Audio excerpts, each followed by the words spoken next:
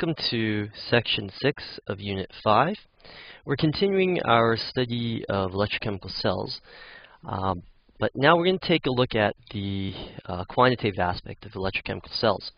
As we described the electrochemical cell in the last section, it is a setup that allows a redox reaction where we can harness the movement of electrons into a flow of electrical current.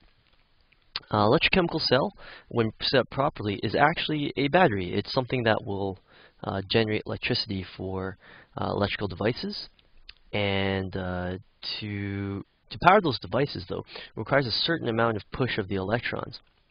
And that push is something called cell potential.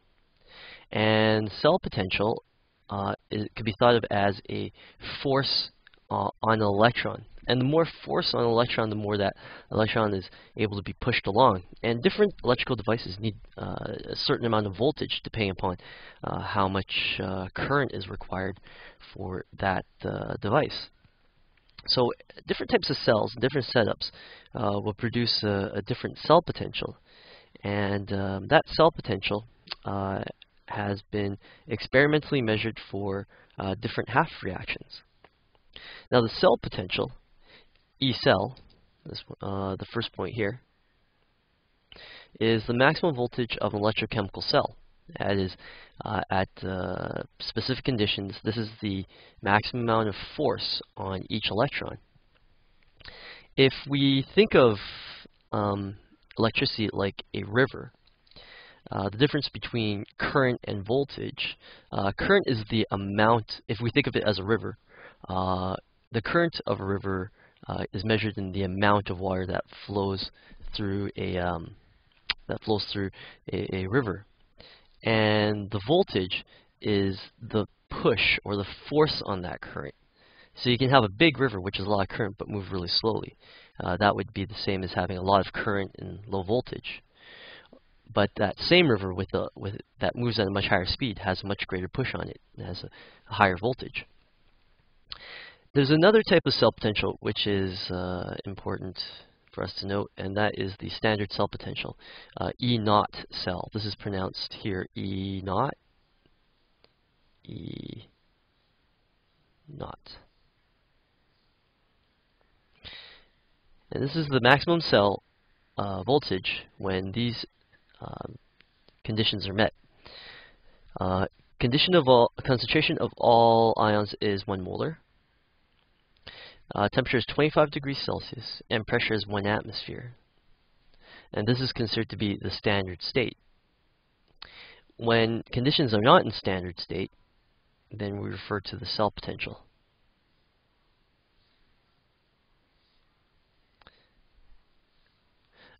The standard cell potential allows us to calculate the voltage of a particular electrochemical cell. It allows us to do that, we'll need to know the cell potentials of each of the half cells.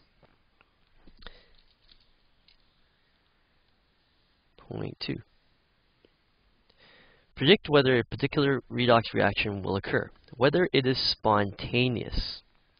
A redox reaction that we want to occur should go in the forward direction. And if it does move in the forward direction, we refer to it as spontaneous.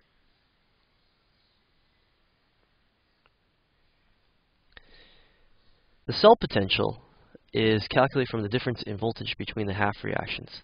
By knowing the two cell potentials of the two half reactions, the gap between the two will tell us just how large the cell potential is. The greater the difference between the half reactions, the greater the cell potential. It's like the distance between a pen and the floor. If I were to lift a pen 1 centimeter off the floor, when I let it go, the amount of potential energy that's stored within it isn't very much. And when it falls and hits the ground, it won't fall with very much force. But as I raise that pen higher and higher off the ground, the greater the gap between the two, when the pen hits the ground, it will hit with a lot more force. This is the same for half reactions. The greater the distance, the greater the difference between the cell potentials of the half reactions, the greater the force on the electron to fall from one electrode to the other. To find these half cell potentials, I'd like you to find your data booklet and return to page 8, where you'll find the standard reduction potentials of half cells table.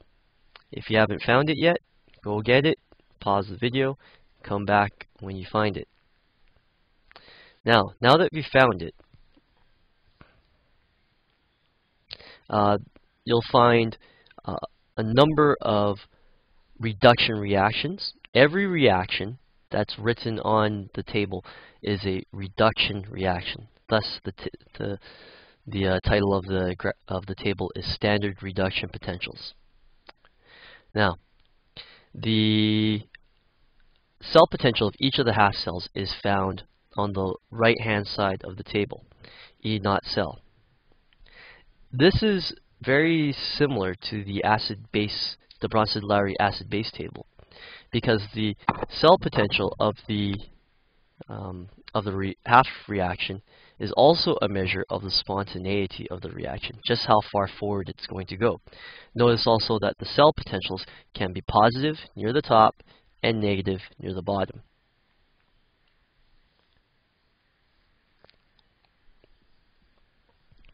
So each of these half reactions are relative to the hydrogen half reaction. The hydrogen half reaction is set at an arbitrary voltage of 0 volts. This was done just as a standard. Any of the half reactions could have been given the value of 0 volts, but the hydrogen half reaction is the one that's set at 0 volts.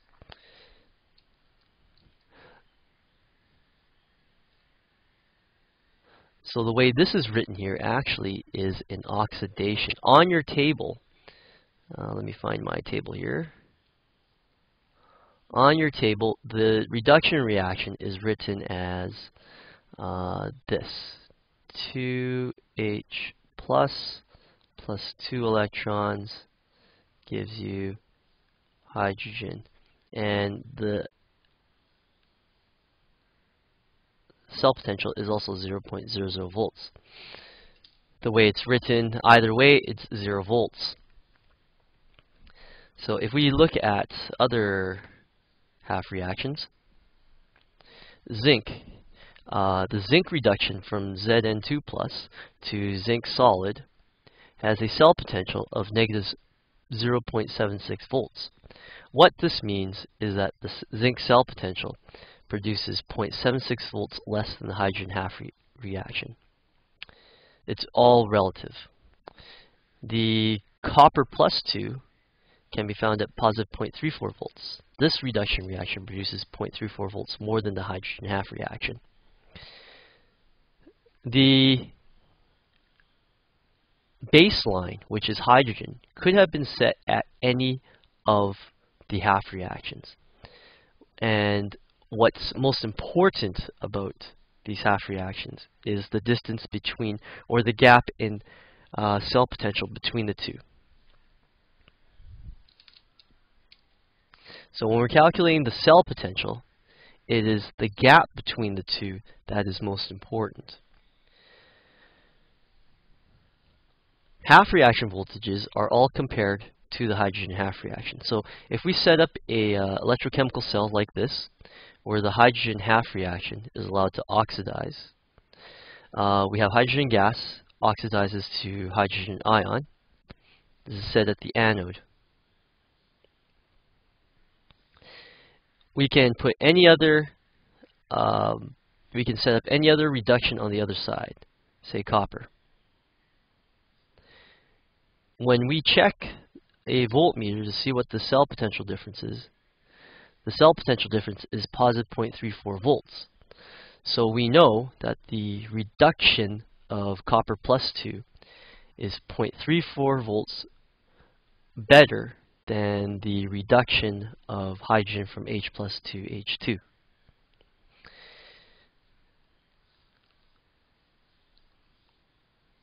So this is your typical electrochemical cell. We have copper 2 nitrate as our solution.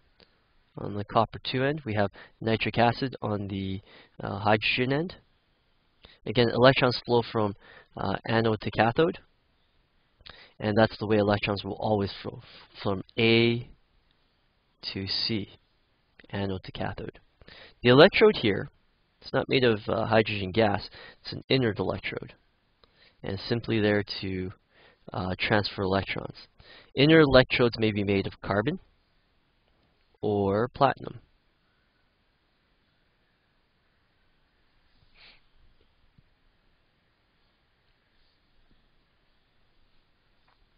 Every reduction half reaction can be written as an oxidation. So here's the reduction of copper. Copper plus 2 electrons gives you copper salt. This is found on your table. But if we reverse the reaction, this becomes an oxidation. This is the loss of electrons. But then, when you reverse the reaction, you also reverse the sign of the cell potential. So positive becomes negative. And in addition, any negative cell potential, when reversed, becomes positive. So this is an important point when calculating cell potentials, that when you reverse a reaction, you also reverse the sign on the cell potential. Why would you ever have to reverse a reaction? Well, since if you look at your table, every reaction is a reduction. We're going to have to use these half reactions excuse me, to find oxidation reactions. And oxidation reactions are simply reading each of these reactions in reverse.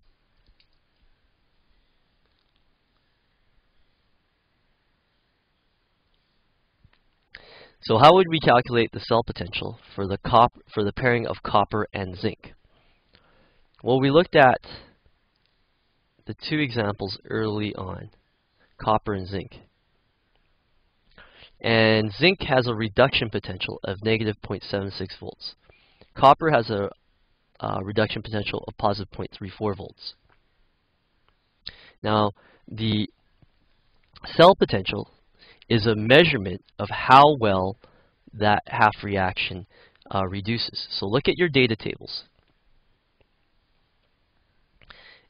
With this data table, you'll want to do a lot of marking of your data table. So what I want you to do is I want you to make marks at copper plus 2, and I want you to make a mark at zinc plus 2. You'll find the two. Which one is higher up on the graph or on the table?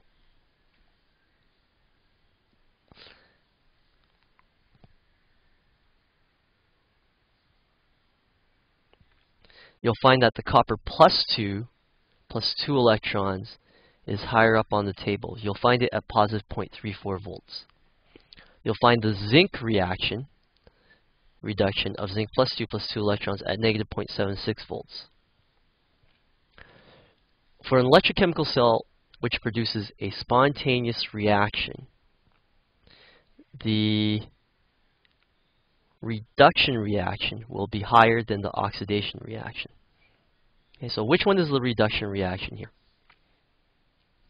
It's copper plus 2 electrons gives you copper. We have to keep everything written as is. So copper plus 2 electrons gives you copper. Now, this is a reduction.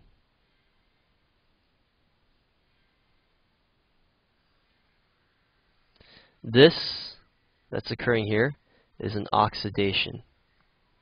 So you have to write out the anode reaction as it's shown in the overall equation.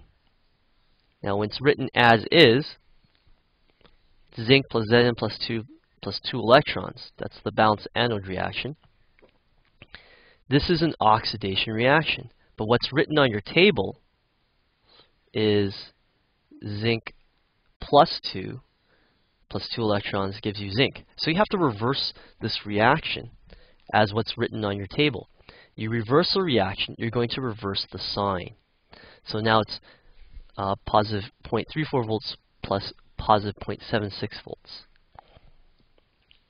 To find the overall cell potential then, add the two cell potentials together. This gives you a cell potential of 1.10 volts. Okay, so there's always two reactions involved in an electrochemical cell. You have the cathode reaction, which is the reduction. So this is your reduction, and this is what occurs at the cathode. You have what's occurring at the anode, which is an oxidation. But whatever occurs at the oxidation, at the anode, is an oxidation, which means that you have to take whatever the reaction is on your table, and you have to reverse it. Then you find the cell potentials, positive 0.34 volts, positive 0.76 volts, which is the reverse of negative 0.76, which is found on your table, and add the two together. Here you get a cell potential of positive 1.10 volts. Let's do one more together. So we have Fe plus 2 to give you Fe, and magnesium solid to give you magnesium plus 2. What's the cathode reaction here? Okay, look on your table. Find Fe plus 2 to Fe. Where can you find it?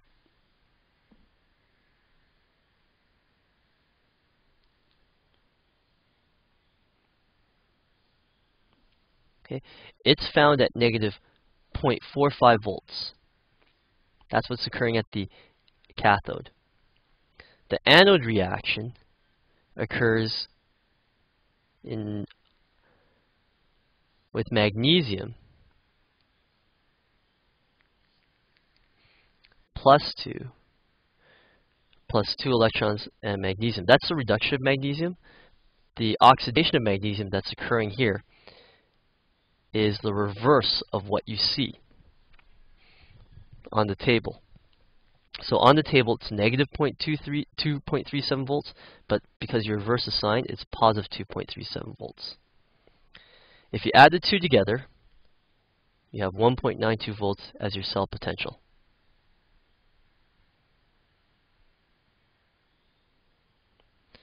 Rule of thumb here is that whenever the reduction reaction, if you find the reduction reaction higher up on the table than your oxidation reaction, you'll have a positive cell potential.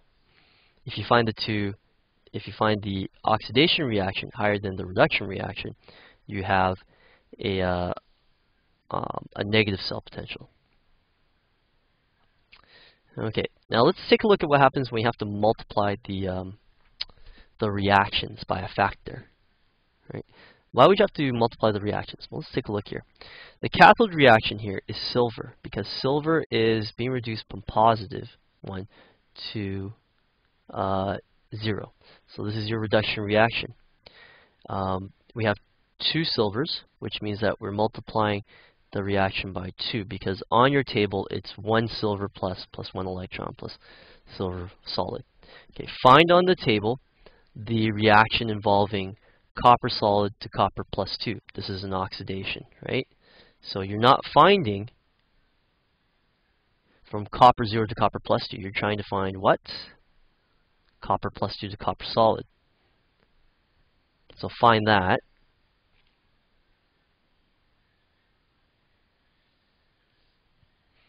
Okay, this is the same reaction we saw earlier.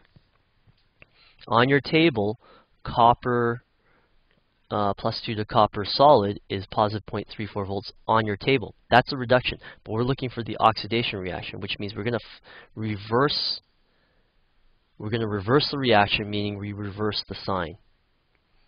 So we have negative 0.34 volts. Add the two together, that's positive 0.46 volts. Notice we didn't multiply in silver. We did not multiply the cell potential by 2. So even though we multiply the reaction by 2, we're not going to multiply the sign by 2. Okay, this one, you're on your own. Take a few minutes to find this one. It's a little bit trickier, but you can do it. Go for it.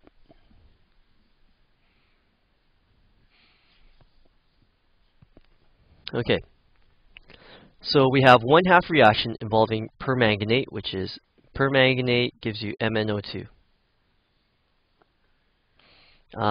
This also includes, let's see here, it's near the top, permanganate plus MnO2. Oh, no, actually it's around the middle. Permanganate plus 4H2O gives you MnO2 plus 8OH minus. The other half reaction involves nickel solid to nickel plus 2. So your cathode reaction is that involving permanganate. The anode reaction is that involving nickel. Remember to reverse the sign for nickel. That gives you positive 0.26 volts. So your cell potential is the addition of 0.60 volts and 0.26 volts, which gives you 0.86 volts. Right, so these are the Hebden questions for this section. The formula that Hebden uses is slightly different, where he takes the reduction potential and subtracts the oxidation potential. When doing this, you do not reverse the sign, okay? Because this takes into account not reversing the sign, but still works the same way because you're taking a difference of the cell potentials. Right. Now we've been talking about cells, whether they're spontaneous, but we want to look at whether cells are non-spontaneous. So that is if they don't react. So to look at the spontaneity of a reaction, we're looking at when an oxidizing and a reducing agent are mixed together. How can we figure out whether a reaction will or will not occur? Let's take a look at your table again, and if you don't have it in front of you, make sure you have it in front of you, and take a look at the headings of the table. For each of the reactions, on the left-hand side of the table are oxidizing agents. On the right-hand side of the table are reducing agents. Or you could say to the left of the arrow are the oxidizing agents, to the right of the arrow are the reducing agents. All the oxidizing agents on the left-hand side are ranked from weakest to strongest, from bottom to top. If you can't remember that, don't worry. Look at the arrow on the left-hand side. It tells you the strength of the oxidizing agent. And the weakest are on the bottom, the strongest are at the top. Now, a reducing agent is found on the opposite side.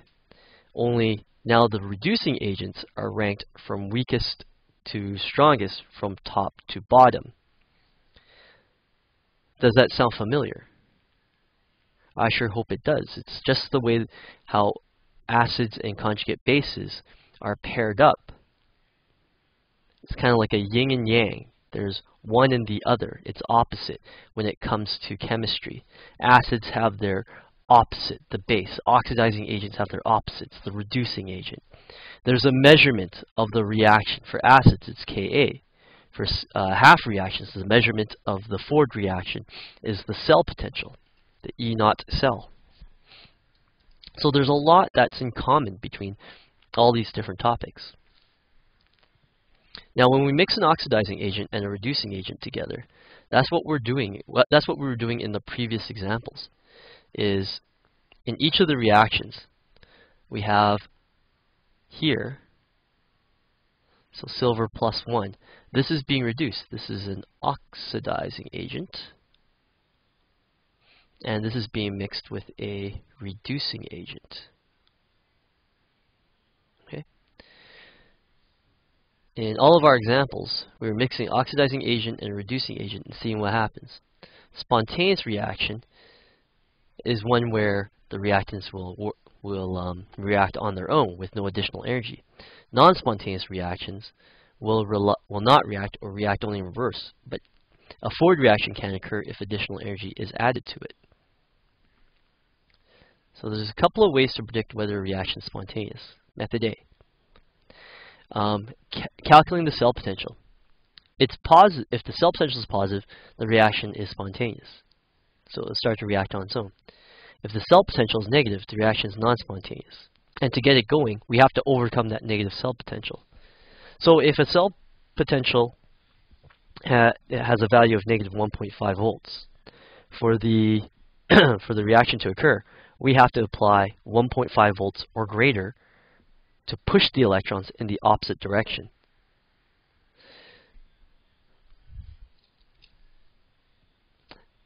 Essentially, when a cell potential is negative, the electrons are flowing in the opposite direction of the way we want it to, backwards. If we looked at the reaction, to make it go forwards, we have to push the electrons in the opposite direction with enough voltage. Will a redox reaction proceed if nickel plus 2 is mixed with tin? Okay, so what we're looking for here is a cell potential, a redox reaction. We're trying to see if we have a positive or a negative cell potential. So what I'd like you to do is turn to your data tables and look for nickel plus 2 and tin solid. And what I want you to do is I want you to circle them on your table. Okay, do that now. Okay, if you hear me now, that means you've unpaused the video and you found nickel plus 2 and tin. Now, what I want you to do is I want you to notice what the relative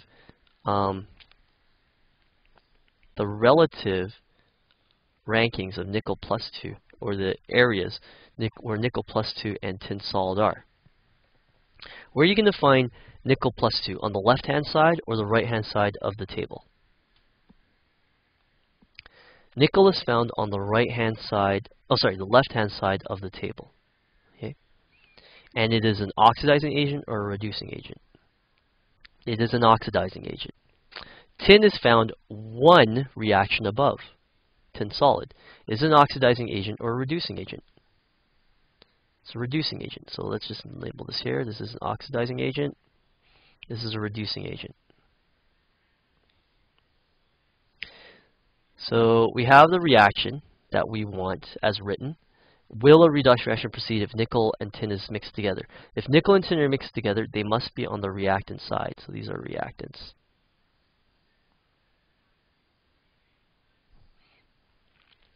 So now we're going to separate this out into half reactions. Here are the half reactions. Nickel plus 2 electrons in nickel, as written on the data table. Tin to tin plus 2 is an oxidation reaction, and that means we have to reverse the reaction. In doing so, we're going to reverse the sign from negative 0.14 volts to positive 0.14 volts.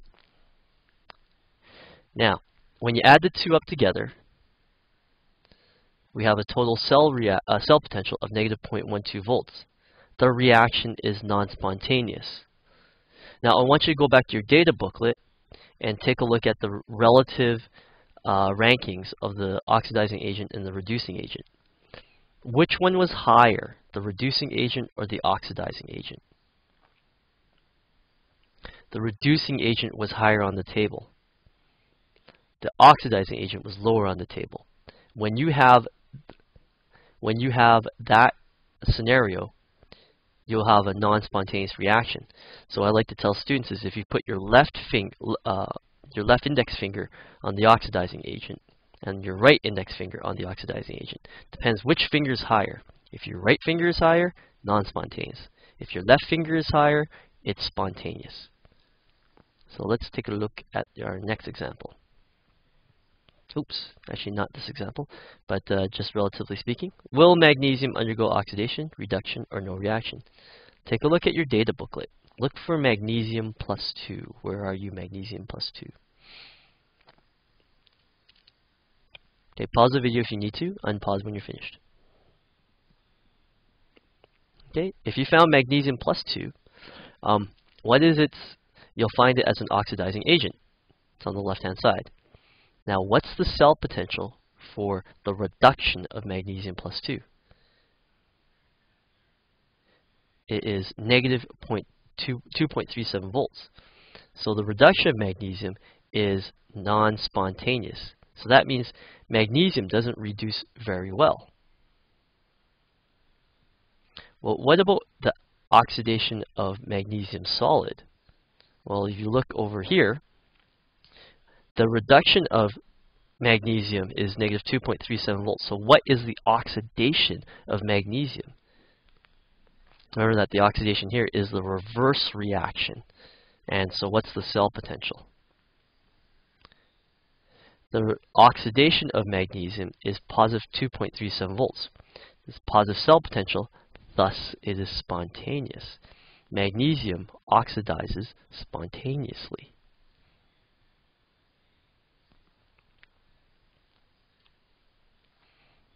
Now, if you were asked to figure out which of these oxidizing agents will best oxidize lead, iron plus 3, aluminum plus 3, chlorine gas, or gold plus 3, we're looking at which is the strongest oxidizing agent. So what I want you to do right now is I want you to find Fe plus 3, aluminum plus 3, chlorine, and gold. I want you to go to your data tables. I want you to circle those 4 species on your table. Okay? Circle them, and pause to circle, and unpause when you're finished. Go for it.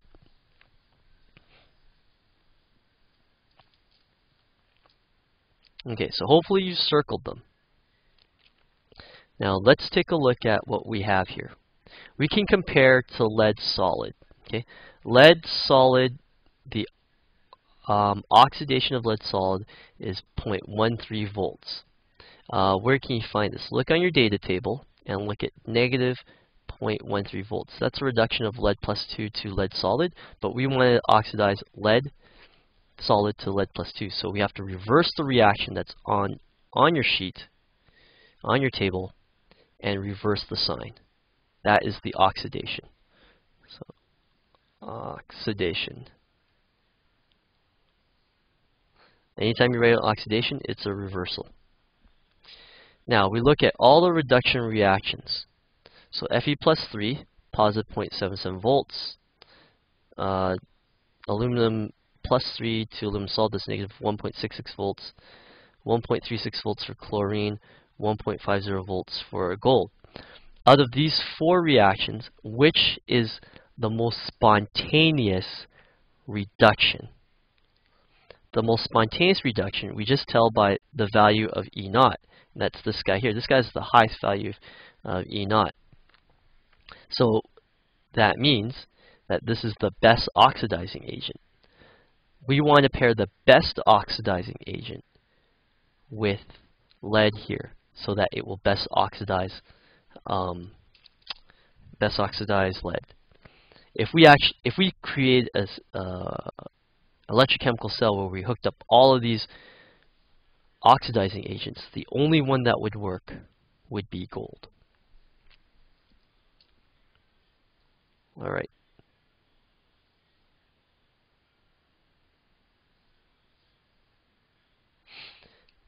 So in method A, we were looking at a quantitative method of figuring out whether a reaction is spontaneous or non-spontaneous. And we look at the value of the cell potential produced. Another way to do this is to, as I told you, the finger method. Which finger is higher on the table? So when looking at the 2 species involved, the oxidizing agent and the reducing agent, if the oxidizing agent is higher in the table than the reducing agent, you have a spontaneous reaction. So if you put your left index finger on your oxidizing agent and your right index finger on the reducing agent, if the left finger is higher, then it's spontaneous. A scenario where, these are scenarios where non-spontaneous reactions occur. If both species are oxidizing agents, that means they're both found to the left of the arrow. Both species are oxidizing agents.